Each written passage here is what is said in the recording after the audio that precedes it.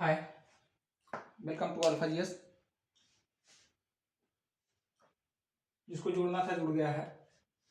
तो आज हम शुरू करते हैं। पहला क्लास का है इंडियन पॉलिटी का। इंडियन पॉलिटी का जो बैच है, आज पहला दिन है, काफी महत्वपूर्ण है।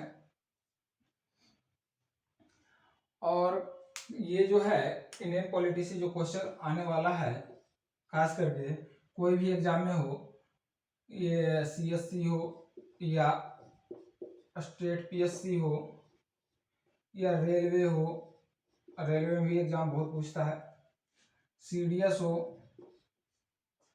या आपका स्टेट एसएससी हो। कहने का तात्पर्य होगा जितने भी एग्जाम में टीटी टेट हो गया, टीजीटी हो गया, पीजीटी हो गया, इंडियन पॉलिटी से आपका मिनिमम 10 से 15 क्वेश्चन रहता है। 10 से 15 क्वेश्चन रहता है। और किसी एग्जाम में अगर स्कोरिंग करना है तो 10 से 15 क्वेश्चन का जो है मायने काफी होता है। 10 से 15 क्वेश्चन काफी मायने रखता है।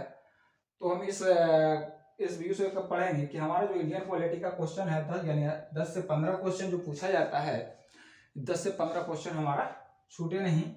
ये 10 से 15 क्वेश्चन जो है, चाहे मुख्य परीक्षा में 20 से क्वेश्चन पूछा जाता है। अगर किसी का जो है, अगर चॉइस सब्जेक्ट है, ऑप्शनल सब्जेक्ट जो है इंडियन पॉलिटी है, तो उसके लिए तो काफी महत्वपूर्ण है। ठीक है, तो ये जो है ये मुख्य परीक्षा के लिए काफी में, चाहे स्टेट पीसीएस हो या सीएससी हो, तो जिनका जो क्या नाम है, इंडियन पॉलिटी ऑप्शनल है, इंडियन पॉलिटी ऑप्शनल है, तो काफी महत्वपूर्ण रहेगा। क्लास का जो है, इसका शुरुआत से क्लास है, जिस जो भी ज्वाइन कर रहे हैं क्लास काफी महत्वपूर्ण है। तो अपना दिमाग, ध्यान, तन और मन दोनों से जो है यहाँ लगाएंगे, तभी आप जो है इसको क्लियर कर पाएंगे, नहीं तो कहीं ना कहीं अटक जाएंगे। ठीक है, तो आज हम शुरू करते हैं इंडियन पॉलिटी। तो इंडियन पॉलिटी स्टार्ट करेंगे। तो इंडियन पॉलिटी से स्टार्ट करने के पहले कुछ ऐसी चीजें होती है जिसको जानना अति महत्वपूर्ण है। पॉलिटी यानी जो है राज्य व्यवस्था, या भारतीय राज्य व्यवस्था हो या जो भी है, कोई भी राज्य व्यवस्था हो, तो राज्य व्यवस्था में एक अवधारणा होता है राज्य व्यवस्था। शब्द आ गया राज्य व्यवस्था। राज्य व्यवस्था में एक आता है राज्य। तो सबसे, अगर राज्य होगा तभी राज्य व्यवस्था होगा। राज्य व्यवस्था नहीं होगा तो राज्य नहीं होगा, तो राज्य व्यवस्था का कोई मतलब ही नहीं है। तो इसीलिए जो है किसी भी राज्य व्यवस्था के लिए, चाहे इंडियन का हो, अमेरिका हो या जो भी है, तो इसके लिए एक राज्य व्यवस्था के लिए राज्य होना आवश्यक है। तो यहाँ जो आया है राज्य की अवधारणा, राज्य की अवधारणा, राज्य की अवधारणा। तो राज्य की अवधारणा यानी राज्य का जो संकल्पना है, राज्य का विचार है, राज्य का विचार है, यानी राज्य का जो एक निर्माण है। तो राज्य को निर्माण कैसे कहेंगे? तो राज्य तो हमारा ये भी हो सकता है, बिहार हो गया, उत्तर प्रदेश हो गया, पंजाब हो गया, हरियाणा, तमिलनाडु, और जो है बहुत सारे राज्य हैं। तो इस राज्य व्यवस्था में ये राज्य है। तो राज्य, इसके जो है, इस राज्य की अवधारणा इस राज्य से नहीं है। राज्य से सिर्फ उसका है कि राज्य का मतलब है एक राजनीतिक संरचना। ये राज्य है देश के अंदर जहां राज्य व्यवस्था स्थापित हो गया, उसको जो खंडित कर दिया गया, खंडित करने के बाद शासन व्यवस्था को सुचारू रूप से करने के लिए, चलाने के लिए, ये खंडित व्यवस्था को राज्य का नाम दिया गया है।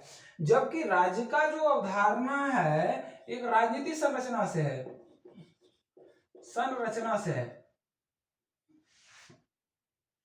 राजनीतिक संरचना से है, जिसको है सिर्फ कल्पना कर सकते हैं, अवधारणा कर सकते हैं, ना उसको देख सकते हैं, इसको देख नहीं सकते, सिर्फ कल्पना कर सकते हैं। ठीक है, कि राज्य है, राज्य की अवधारणा कैसे हो सकता है? राज्य की अवधारणा है तो राज्य की अवधारणा है एक अगर आप सोचेंगे दिमाग में कि राज्य क्या होगा, राज्य क्या हो सकता है, तो क्या हो सकता है बताएं। राज्य जो होता है दिमाग में अगर आएगा तो राज्य क्या होगा, राज्य होगा जहाँ एक बड़ा भूभाग होगा, राज्य में जहाँ राजा होगा या जो है प्रधानमंत्री होगा, राष्ट्रपति होगा, जो किसी तरह से हो, वहां की जनसंख्या होगा, वहां संप्रभुता होगा। तो ये होगा राजनीतिक संरचना। जब भी है ये राज्य की जो है अवधारणा, ये राजनीतिक संरचना से ही संबंधित हो सकता है। और ये जो पाठ है बिहार उत्तर प्रदेश जो अलग अलग चलाने के लिए राज्य व्यवस्था जब स्थापित हो जाता है तो उसको छोटे छोटे पार्ट में करके व्यवस्था जो है चलाने के लिए राज्य की अवधारणा की इसको जो है स्थापित किया जाता है, जो छोटे छोटे जिसको कहा जाता है राज्य का रूप का नाम दिया जाता है। ठीक है, तो इसमें जो है राज्य की अवधारणा चाहे लोकतंत्र हो या राजतंत्र हो, अभी तक तो दो ही है, या एक आता है धर्मतंत्र भी। तो धर्मतंत्र मेन रूप से हो जाता है राजतंत्र और लोकतंत्र। लोकतंत्र क्या कहता है, ये भी राजतंत्र क्या बोलता है, राज्य की अवधारणा के अंतर्गत आता है। राजतंत्र में जो होता है राजा होता था सर्वे सर्व। लोकतंत्र में जो होता है जनता का चुना प्रतिनिधि राजा होता है, जनता का प्रतिनिधि शासन चलाता है किसमें, लोकतंत्र में। और राजतंत्र में जो होता है राजा चलाता था शासन। ये हमारा जो है राज की अवधारणा का जो है। अभी राज की जब अवधारणा हुई, राज्य की अवधारणा जब है संरचना अवधारणा, राज्य की जब कल्पना कर रहे हैं तो राज्य की कल्पना में, तो राज्य की कल्पना क्या किए, राज्य की कल्पना में किए हैं। तो राज्य की कल्पना में क्या क्या आया, राज्य की कल्पना में सबसे पहले आया भूभाग होगा, जमीन रहेगा तभी तो होगा भूभाग। राज्य की जो है कल्पना में क्या होगा, भूभाग होगा, जमीन होना चाहिए। दूसरा क्या होगा, जनसंख्या होगा राज्य के लिए, क्या होगा, जनसंख्या होगा। और क्या होगा, और बताइए। तीसरा हो जाएगा अगर बात करें तो सरकार, जो शासन चलाएगा सरकार। और चौथा क्या होगा राज्य के लिए, चौथा क्या होगा भाई, चौथा हो जाएगा संप्रभुता। चौथा जो होगा वो हो जाएगा संप्रभुता। राज्य की अवधारणा में जो है चौथा तत्व होता है संप्रभुता। ठीक है,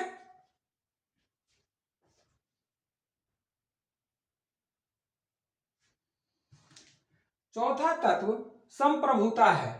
पहला भूभाग, भूभाग अभी देखो, अब कहा जाए अगर क्वेश्चन कि राज्य की अवधारणा में या राज्य की अवधारणा का वर्णन करें या राज्य का जो है वर्णन करें, राज्य की संरचना का वर्णन करें, तो इसमें चार तत्व अति आवश्यक होगा राज्य की अवधारणा में।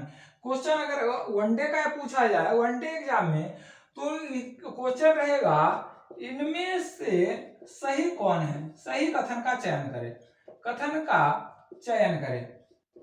ठीक है, रहेगा कथन एक, राज्य की संरचना में, राज्य की संरचना में जनसंख्या अति आवश्यक है, अति आवश्यक है। दूसरा कथन रहेगा राज्य की अवधारणा के लिए, अवधारणा में संप्रभुता, प्रभुता का महत्व नहीं है, महत्व नहीं है। और कथन एक सही है, दोनों सही है, दोनों सही नहीं है, या कथन सिर्फ दो सही है। तो हमारा जो है राज्य की अवधारणा संरचना में जनसंख्या अति आवश्यक होगा, क्योंकि जो राज्य की अवधारणा, राज्य की संरचना का अगर कहें तो राज्य की आवश्यक तत्व जो कौन कौन सा है, भूभाग है, जनसंख्या है, सरकार है और संप्रभुता है, चारों चीज है। अब चारों चीज में अगर किसी के बिना अगर संकल्पना किया जाए तो राज्य का निर्माण नहीं हो सकता है, राज्य का निर्माण नहीं हो सकता है। अब देखें कि राज्य का अब कहे कि अगर लोकतंत्र राजतंत्र है तो राजतंत्र में भी तो वही कहानी था। अब ये लोकतंत्र, ये जो है राज भी दो तरह के बनाए, एक बताया था लोकतंत्र और एक राजतंत्र। राजतंत्र, लोकतंत्र में प्रधानमंत्री अपना जो है संप्रभुता के तहत लेता है, और ये राजतंत्र में राजा जो भी होता था सर्वे सर्वा होता था, विदेश पर आक्रमण करना है, विदेशी राज्य को हथियाना है, या जो विदेश अपनी आंतरिक सुरक्षा के मामले में लेना है, या जो है विदेश के मामले में लेना है, सब निर्णय कौन लेता था? राजा लेता था। और इसमें लोकतंत्र में जो लेता है निर्णय, वो लेता है प्रधानमंत्री, या और दूसरे देश का अगर बात किया जाए तो राष्ट्रपति लेता है, जैसे अमेरिका हो गया, तो इस देश में क्या लेता है? राष्ट्रपति लेता है। तो ये हम अगले क्लास में पढ़ेंगे कि कौन से देश में किस प्रकार की लोकतंत्र स्थापित है, और जो है लोकतंत्र का प्रकार क्या है, कौन से लोकतंत्र है, लोकतंत्र की कौन कौन सी अवधारणाएं हैं, ये जो है अगले क्लास में पढ़ेंगे। क्योंकि अभी जो पढ़ रहे हैं, अभी हम इंट्रोडक्शन क्लास पढ़ रहे हैं, इंट्रोडक्शन क्लास में हम जो पढ़ रहे हैं वो राज्य की अवधारणा के बारे में पढ़ रहे हैं, ठीक है। तो इसका भूभाग है। अब देखिए पहला क्या है? भूभाग। भूभाग, भूभाग क्यों आवश्यक है भाई? अब राज्य की अवधारणा में भूभाग क्यों आवश्यक है? भूभाग इसलिए आवश्यक है, चाहे वह राजा हो या लोकतंत्र में जनता के द्वारा जनता के लिए शासन चलाने वाला प्रतिनिधि हो, वह उसी भाग पर शासन कर सकता है जब उसके पास भूभाग हो, जमीन हो, क्या बोलता है, एक क्षेत्र हो, बड़ा सा क्षेत्र हो, उसी क्षेत्र में अपना शासन चला सकता है। अर्थात जो है राज्य की अवधारणा में अगर बात की जाए तो भूभाग जो है अति आवश्यक है, ठीक है। दूसरा, जनसंख्या। जनसंख्या क्या है? जनसंख्या क्यों आवश्यक है भाई? राजा तो बन गया, ठीक है, राजा बन गया। अब राजा तो बन गया, ये ठीक है, भूभाग हो गया हमारे पास, ठीक है, हम राजा बन गए।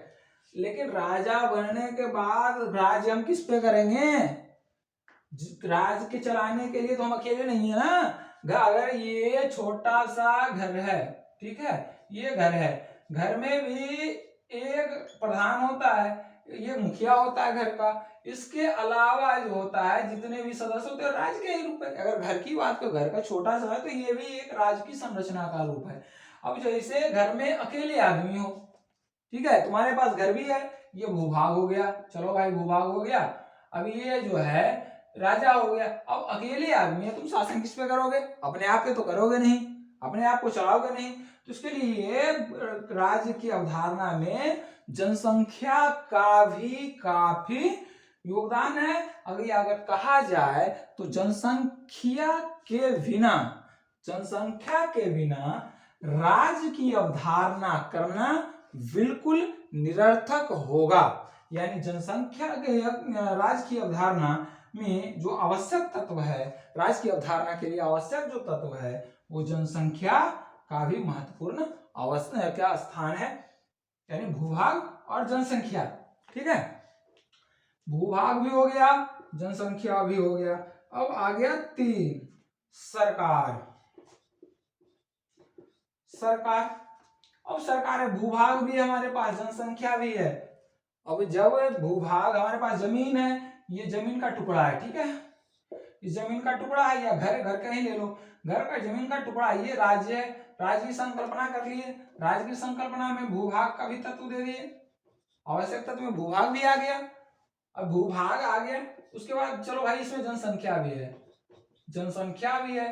अब यहाँ जो है जनसंख्या, अब घर में है 5 से 6 लोग या 6 से 7 लोग हैं, घर में निवास कर रहे हैं घर में। अभी 6-7 लोग अपने मर्जी से सारे कार्य करने लगे, तो घर की व्यवस्था क्या होगा? पूरा डबाडोल हो जाएगा, पूरा खत्म हो जाएगा। घर की जो है अर्थव्यवस्था हो या कोई भी चीज हो, पूरा का पूरा खत्म हो जाएगा, घर चल नहीं पाएगा। इसीलिए इस व्यवस्था को कायम करने के लिए एक सरकार की या जो है एक मालिक की आवश्यकता होता है घर में। उसी प्रकार जो है एक सरकार बनता है, सरकार चाहे लोकतंत्र का हो या राजतंत्र का हो।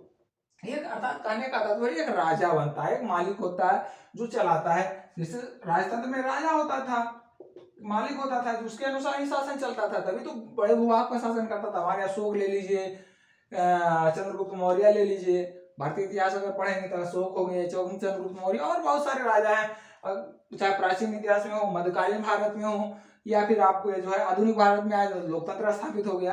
तो जितने भी, चाहे अंग्रेजी शासन में हो तो अंग्रेजी शासन भी सब अंग्रेज चाहता कि हम अलग अलग करते तो नहीं होता, तो इसीलिए पहले ब्रिटिश ईस्ट इंडिया कंपनी काम की, फिर 1857 के बाद महारानी के हाथों में चला गया शासन, तो 1857 से 1947 तक महारानी द्वारा शासन किया गया, उसके प्रतिनिधित्व शासन करते थे।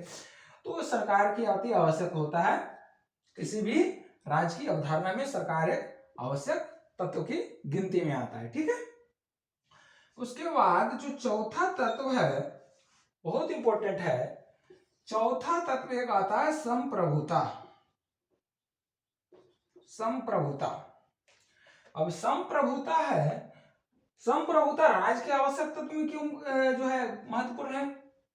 संप्रभुता का मतलब होता है किसी बाहरी मामले में आर्थिक या जो है राजनीतिक हस्तक्षेप को या हस्तक्षेप करने का अपने आप निर्णय लेना, यानी जो है विदेश मामले में या बाहरी मामले में, अब ये घर है, घर से ही समझ रहे हैं, छोटा सा एक सबसे छोटा घर से ही ले रहे हैं, अब ये राजा बन गया, ठीक है, ये आदमी जो एक को राजा बना दिया, क्या बना दिया? राजा बना दिया। इसको संप्रभुता नहीं दे करके कहा कि भाई आप निर्णय नहीं ले सकते हो, ये 4 आदमी या 6 से 7 आदमी निर्णय लेगा। अब बाहर से ये आ गया चोर, अब ये करा तुम निर्णय नहीं लोगे, अब इसमें 7 आदमी है, 3 आदमी चोर के पक्ष में है, 4 आदमी जो घर लूटने के देने के पक्ष में नहीं है, हो सकता है ये लूटने, तो ये राजा जो है संप्रभुता अगर इसके पास है तो ये सारे को शांत रखेगा और ये चोर से सामना करेगा और इसी साथ से ये चोर का सामना करवाएगा भी। इसीलिए संप्रभुता जो निर्णय है आंतरिक या बाहरी मामले में या विदेश मामले में जो है निर्णय लेने में स्वतंत्रता का है। तो राज्य के आवश्यक तत्व का जो है ये 4 चीज है, राज्य के आवश्यक तत्व में ये 4 चीज है, भूभाग, जनसंख्या, सरकार और संप्रभुता। इसको नोट करिए, इसको नोट करिए।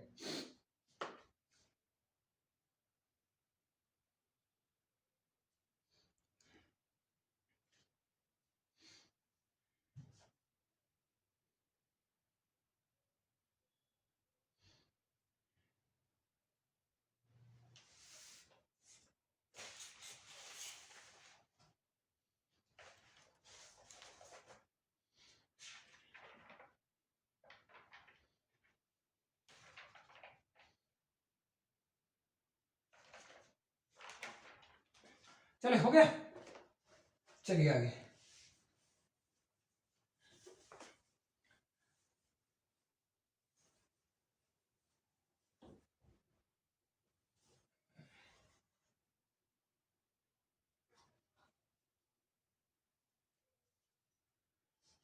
देखिए अब क्या कहता है कि राज्य, अब ये आया कि जो है राजनीतिक व्यवस्था की जरूरत क्यों पड़ी, why is political system required, राजनीतिक व्यवस्था की जरूरत क्यों पड़ती है। अगर क्वेश्चन रहेगा मुख्य परीक्षा के लिए, राजनीतिक व्यवस्था की, राजस्थान लोकसभा आयोग में पूछ चुका है, 2017 का मेंस का क्वेश्चन है, राजनीतिक व्यवस्था की जरूरत क्यों पड़ती है, क्यों पड़ती है, राजनीतिक व्यवस्था की जरूरत क्यों पड़ती है। भाई ये बताओ राजनीतिक व्यवस्था की जरूरत क्यों पड़ती है, अभी मैंने बता दिया कि राजनीतिक व्यवस्था क्या है या राज्य की अवधारणा में क्या है। अब राजनीतिक व्यवस्था की जरूरत क्यों पड़ती है, तो एक चीज देखते हो, राजनीतिक व्यवस्था में अगर राजनीतिक व्यवस्था ना हो भारत में या किसी क्षेत्र में, तो बहुत सारे चीज होते हैं, कमजोर, एक होता है कमजोर वर्ग, एक होता है मजबूत वर्ग जिसको कहते हैं धनी वर्ग, या क्या उसको बोलेंगे, एक होता ताकतवर वर्ग, ठीक है, या तो जो है एक होता है कमजोर समुदाय, समुदाय, एक होता है ताकतवर समुदाय, समुदाय, या एक हो गया कमजोर देश, दूसरा हो गया मजबूत देश।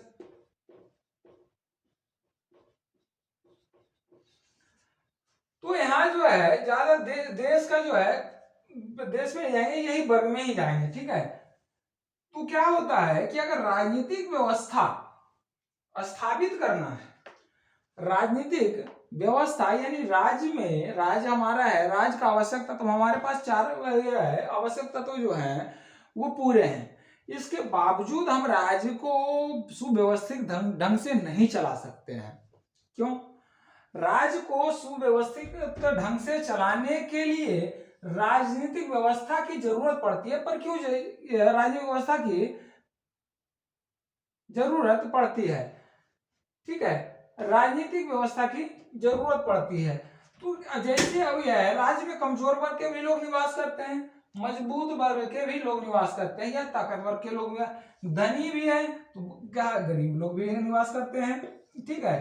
अब इस राजनीतिक व्यवस्था की जरूरत इसलिए पड़ती है कि मजबूत वर्ग या धनी वर्ग के लोग कमजोर वर्ग के लोगों को सताए नहीं, हानि नहीं पहुंचाए, इसको जो है खत्म ना कर दे, इसको जो है इस समुदाय को पूरा खत्म ना कर दे, इसको सताए नहीं, इसको परेशान नहीं करे। तो अगर इसको परेशान करेगा ताकतवर, तो अगर राजनीतिक व्यवस्था नहीं रहेगा तो इसको परेशान करेगा 100%, चाहे राजतंत्र हो या लोकतंत्र हो। अब इसमें क्या करता है, राजा होता था तो जो है गरीब आदमी शिकायत लेके जाता था। बहुत सारे ऐसे राजा हुए जो बहुत बढ़िया राजा हुए, कुछ लोग जो है खराब राजा भी हुए। लेकिन जो ये राजा होते थे, चाहे जो है लोकतंत्र में या राजतंत्र में हो, अगर राजतंत्र की बात करें, सबसे ज्यादा अगर जो है अपवाद निकलता है या उसका जो है उल्टा निकलता है, तो क्या होता है राजतंत्र में, राजतंत्र का उदाहरण लिया जाता है, इसे राजतंत्र में बता रहा हूँ। राजतंत्र में क्या होता था, एक राजा होता था, राजा ताकतवर वर्ग होता था, और एक होता था प्रजा, जिसको कहा जाता था जन समुदाय, प्रजा होता था। अब प्रजा में भी कोई होता था अमीर होता था, कोई गरीब होता था, कोई धनाढ्य होता था, कोई ताकतवर होता था।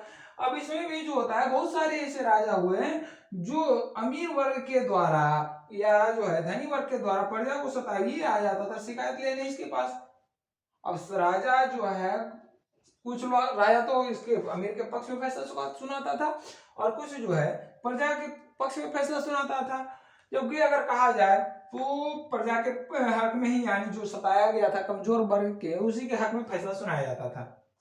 तो कहने का तात्पर्य है कि ये जो राजा भी रहता था उस समय भी राजनीतिक व्यवस्था की जरूरत पड़ती थी। आज जब लोकतंत्र स्थापित है तभी राजनीतिक व्यवस्था की जरूरत पड़ रही है, क्योंकि जो है कमजोर वर्ग या कमजोर समुदाय को सताया ना जा सके, और जो है राज्य को सुचारित रूप से सुसंगठित रूप से चलाने के लिए जो है बिना खंडित किए हुए अखंड राज्य की अवधारणा किया जाता है, और अखंड राज्य को चलाने के लिए जो है राजनीतिक व्यवस्था की जरूरत पड़ती है, राइट। दूसरा बात अगर करें तो लोक कल्याणकारी, लोक कल्याणकारी, लोक कल्याणकारी, लोक कल्याणकारी शब्द बहुत इंपॉर्टेंट है। इसका जो है ये क्लास काफी महत्वपूर्ण होगा, जो 1 से 1.5 घंटे का क्लास हो सकता है। लोक कल्याणकारी राज्य की अवधारणा, भारत में भी, भारतीय संविधान में भी लोक कल्याणकारी राज्य की अवधारणा की गई है। लोक कल्याणकारी मत का मतलब होता है, इसकी अवधारणा वह राज्य जो, अब इसका लोक कल्याणकारी का मतलब होता है वह राज्य, ध्यान से सुनिएगा, वह राज्य जो अपने नागरिकों के लिए व्यापक, वह राज्य जो अपने नागरिकों के लिए व्यापक सामाजिक सेवाओं को उपलब्ध कराता है, जो राज्य अपने नागरिकों के लिए सामाजिक जो है सेवाओं को उपलब्ध कराता है। इसके अंतर्गत होता है पीएसयू, पब्लिक सेक्टर यूनिट भी आता है, आपको जो पुलिस है, ये सारा चीज जो है लोक कल्याणकारी राज्य के लिए ही जो है अवधारणा है। और बाद में इसका जो है काफी लंबा क्लास चलेगा क्योंकि बहुत इंपॉर्टेंट चीज है और इससे क्वेश्चन जो 100% रहता है इस चैप्टर से, लोक कल्याणकारी से। तो ये हमारा जो है राज्य की अवधारणा का जो है चैप्टर अगर कहा जाए तो फर्स्ट चैप्टर का द एंड हो गया है। अब आगे जो है इसी में आता है, अगर बात करें तो इसका राज्य की अवधारणा तो कर लिए। अब राज्य की अवधारणा के बाद इसमें राज्य तो बन गया, हमारे पास 4 तत्व हो गया। ठीक है, हमारे पास कितने 4 तत्व हो गए? 4 तत्व हो गए। अब 4 तत्व हो गया, 4 तत्व होने से राज्य का तो निर्माण हो गया, सरकार भी बन गया। चलो भाई, अब सरकार बन गया तो इसको सुव्यवस्थित कैसे चलाएंगे, सुसंगठित रूप से कैसे चलाएंगे? तो सुसंगठित रूप से चलाने के लिए जो है इसका भाग या इसका जो है ऑर्गन्स की जरूरत होगा, अंग होगा। अब जैसे हमारा शरीर है, शरीर हमारा तो बना दिया, अब शरीर हमारा बन गया, ये तो शरीर बन गया, तो शरीर बनने के इसकी क्या हो गया, शरीर को जो है सही तरीके से काम करने के लिए उसको क्या करेंगे, अंग का भाग निर्माण हुआ। हाथ हुआ, पैर, आंख, कान, नाक, सबका अलग अलग काम है। ठीक है, आंख का काम देखना है, नाक का काम सूंघना है, हाथ का उठाना है, जो भी है क्रिया करना है, पैर का चलना क्रिया है, पेट में भी बहुत सारे ऑर्गन्स हैं, इसके अलावा बहुत सारे काम हैं, अंग है जो उसका अलग अलग काम है। तो राजकीय जो है, राज्य तो बन गया तो इसके ऑर्गन्स होंगे। राज्य में राज्य की अवधारणा हो गया तो राज्य में जो होगा इसके लिए चलाने के लिए क्या होगा, राज्य का अंग होगा, राज्य का अंग होगा। अब राज्य का अंग कौन कौन सा हो सकता है? राज्य के अंग बनाने के लिए अंग का आवश्यकता क्यों बना, राज्य की आवश्यकता बना, राज्य के अंग का आवश्यकता अगर बात करें तो राज्य के अंग के लिए सबसे पहले राज्य बना, वही पढ़े। राज्य बनने के बाद यहाँ जो है क्या करेगा, राज्य में चलाने का कानून बनाना है। राज्य का काम क्या, कानून बनाना, कानून को लागू करना। अगर इस कानून की अवहेलना करता है तो न्याय करना, न्याय करना। कोई अगर तोड़ेगा तो कोई उसको द्वारा सताया जाएगा। तो इसके लिए जो है इस अंग को बनाया गया, राज्य के अंग को बनाया गया। ठीक है, तो कानून बनाने के लिए अगर बात किया जाए तो कानून बनाने के लिए जो अंग निर्माण किया गया है, कानून बनाने के लिए अंग है, हाथ है, जो भी है, तो क्या है, या इसको बना लो हाथ। ठीक है, ये है इसको विधायिका,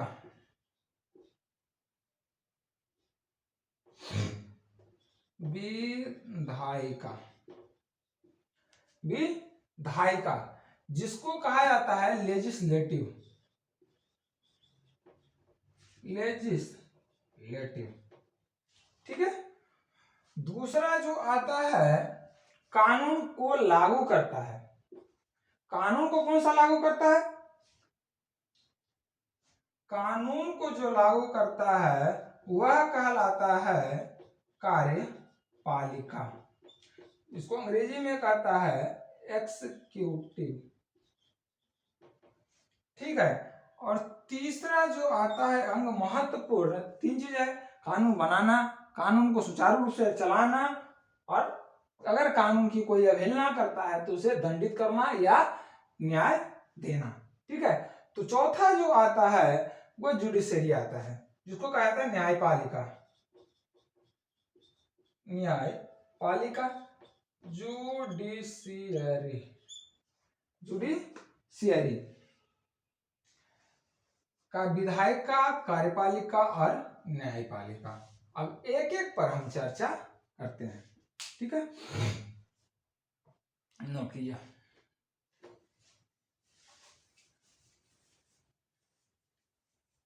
काफी मजेदार है, अगर एक बार दिमाग में अट गया, दिमाग में घुस गया तो फिर निकलने का नाम नहीं लेगा। ठीक है, तो इसीलिए जो है पहला जो कौन सा है, पहला लेजिस्लेटिव है, जिसको कहा जाता है हिंदी में विधायिका, विधायिका कहा जाता है, अंग्रेजी में कहा जाता है इसको लेजिस्लेटिव, का मतलब होता है लेजिस्लेटिव। तो विधायिका का क्या काम है बताए। हम अभी पढ़ रहे थे कि शासन जो है लोकतंत्र में भी चलता है,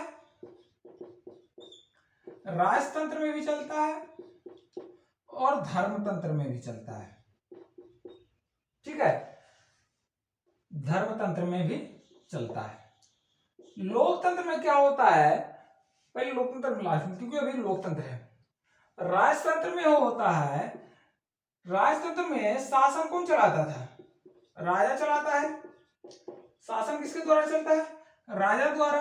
और ये विधायिका का काम, विधायिका का जो कार्य है कानून को बनाना, कानून को बनाना या रूल को बनाना, नियम को बनाना, कानून को बनाना, वही है अपना रूल। अब इसमें जो होता था राजतंत्र में राजा का रूल बनाता था कि भाई ये, और जो है राजा रूल बनाता था। कहने का मतलब अगर ये है कि राजा जो कह दिया भाई ये तुम्हें मानना पड़ेगा, तो राजा मानना पड़ेगा। राजा बोल दिया, राजा का जो जवान था वही कानून था, कभी भी चेंज होता था। इस राजतंत्र में जो है कानून बनाने का कार्य जो करता था राजा करता था, और राजा का कहने का जो कह दिया वो राजा वो कानून हो गया। इस तंत्र में जो है लिखित कानून नहीं होता था, राजा कानून बनाता था, जो बोल दिया वही कानून है। तो क्या लिखित होगा, नहीं लिखित होगा, क्योंकि आज कोई और राजा बना, कल कोई और राजा बनेगा, परसों कोई और राजा बनेगा। तो अगर क्या बोलता है, अगर हर राजा का लिखित बनाया जाए तो सबका अलग अलग होगा, हर का लिखित तो हो नहीं सकता। तो राजा जो कह दिया वही लिखित कानून है। राजतंत्र में क्या होता था, राजा ही कानून बनाता था। धर्मतंत्र में क्या होता है, धर्मतंत्र कहा जाता है थियोक्रेटिक सिस्टम में।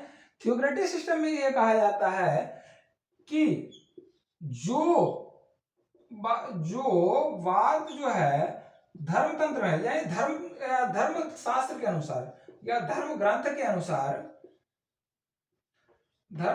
अनुसार जो है शासन चलाया जाएगा पूरा का पूरा। बहुत सारे देश में भी चलाया जा रहा है धर्मतंत्र के अनुसार। सीरिया हो गया, अफगानिस्तान हो गया, क्या आपका सऊदी अरब हो गया, सब कहाँ क्या है, थियोक्रेटिक सिस्टम के अनुसार चल रहा है। थियोक्रेटिक सिस्टम धर्मतंत्र के अनुसार चल रहा है, धर्मतंत्र पद्धति वहां लागू है, जबकि यहाँ जो है भारत में लोकतंत्र है। तो इसमें जो है राजा जो होता है ये धर्म ग्रंथ के अनुसार ही अपना रूल बनाता था। इसका जो है कानून धर्म है, ये धर्म ग्रंथ है, इसका कानून धर्म ग्रंथ में लिखा हुआ है। ठीक है, अगर लिखित की बात किया जाए तो थियोक्रेटिक में धर्म ग्रंथ ही उसका कानून है। तो धर्म ग्रंथ क्या हुआ है, लिखा हुआ है, धर्म ग्रंथ तो ऐसा है नहीं, तो धर्म ग्रंथ लिखा हुआ है। अब आता है लोकतंत्र। लोकतंत्र में क्या होता है, जनता के लिए, जनता के द्वारा, जनता का प्रतिनिधित्व, चुना हुआ प्रतिनिधित्व शासन करता है। तो इसके लिए क्या बनता है, कानून बनाया जाता है। तो कानून ये क्या होगा, लिखित होगा। लोकतंत्र में जो कानून होगा वो क्या होगा, लिखित कानून होगा। और किसके द्वारा बनाया जाएगा, ये जो निर्माण करता है ये विधायिका क्या होता है, राजतंत्र में विधायिका राजा होता है, धर्मतंत्र में विधायिका धर्म ग्रंथ होता है। जबकि ये जो है लोकतंत्र में विधायिका एक अलग सिस्टम है, अलग पद्धति है। इसमें क्या होता है, इस लोकतंत्र के विधायिका में, लोकतंत्र में जो होता है एक अप्रत्यक्ष लोकतंत्र होता है, एक प्रत्यक्ष लोकतंत्र होता है।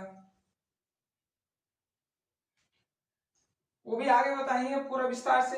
अभी ये समझ लीजिए, एक होता है ये विधायक, एक लोकतंत्र है, कानून का निर्माण होना है, और लोकतंत्र व्यवस्था स्थापित है।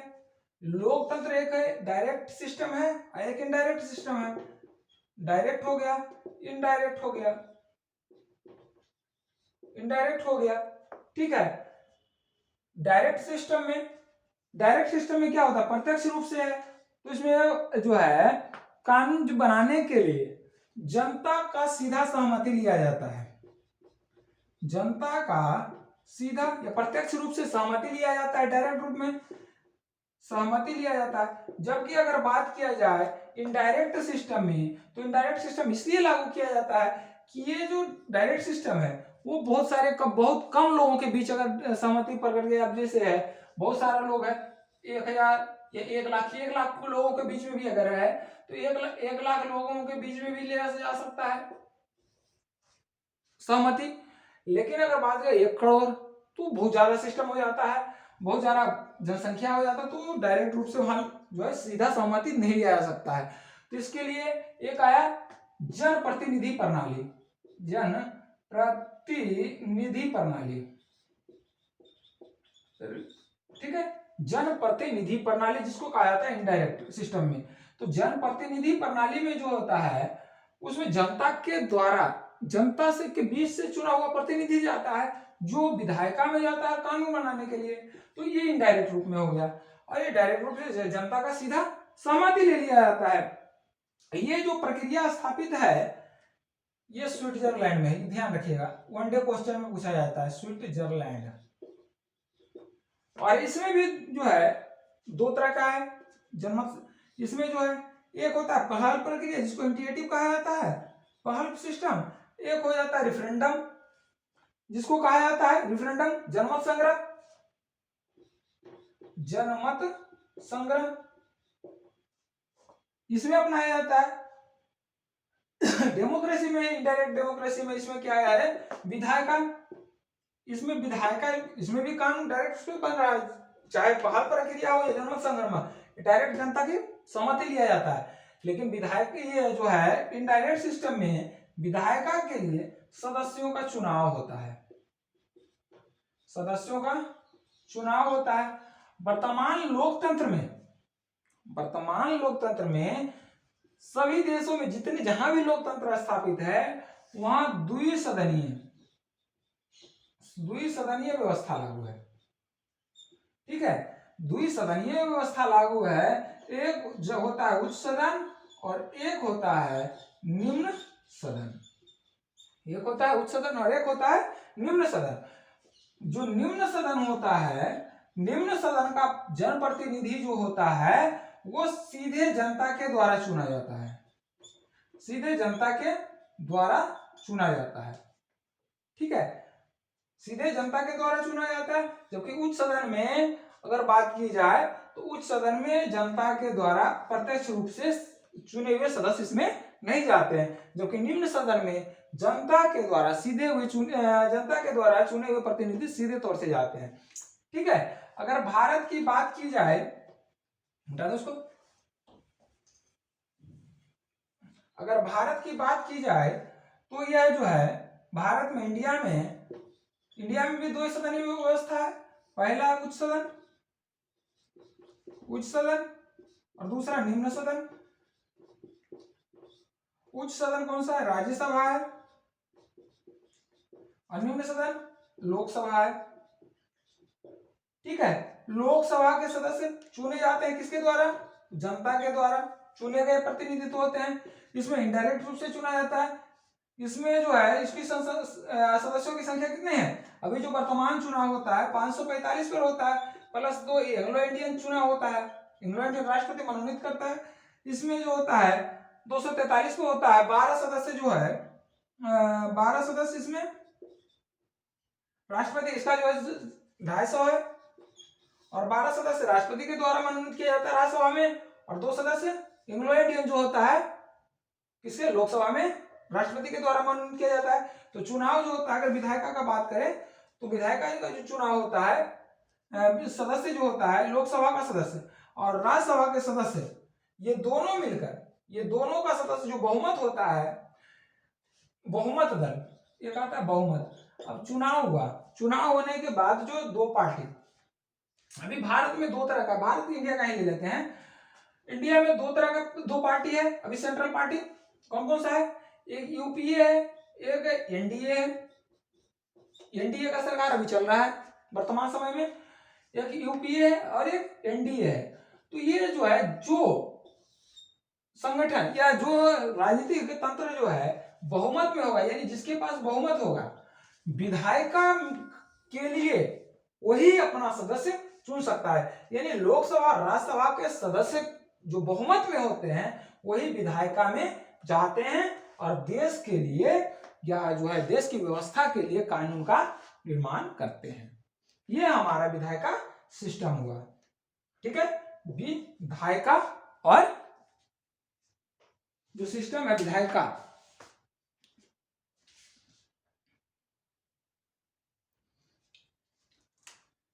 ठीक है, इसको नोट करिए। विधायिका, विधायिका जो जनता है इसका कार्य क्या है, कानून बनाना। अगर विधायिका का से कोई भी क्वेश्चन अगर पूछा जाए, चाहे इनडायरेक्ट में हो या डायरेक्ट में हो, उसको आगे भी अगर विस्तार पूर्वक जो है अगला चैप्टर जो आएगा उसमें बताया जाएगा। लेकिन ये जो विधायिका जब चुनाव बहुमत आएगा, चुनाव प्रक्रिया जब बताया जाएगा तो आपको पूरा बताया जाएगा कि कैसे चुनाव होता है, किस तरह से चुनाव के बाद सरकार का निर्माण होता है, सरकार के निर्माण के बाद अगर सरकार गिर रहा है तो कैसे चुनाव कैसे बचाया जाता है। तो कहता है ना कि आप अल्पमत में आ जाता है, बहुमत में आ जाता है। और जब किसी का अगर विधायिका जो है, विधायिका बनने के बाद बिल जो है बन गया, बिल बनने के बाद एक्ट कैसे बनता है, तो सारा का सिस्टम अगर बने आगे पढ़ाएंगे तो प्रक्रिया अभी जो है इसका इंट्रोडक्शन में इतना ही, ठीक है। और नेक्स्ट अगले क्लास में अगर पढ़ेंगे तो कार्यपालिका और न्यायपालिका पर चर्चा करेंगे जो काफी महत्वपूर्ण है, ठीक है।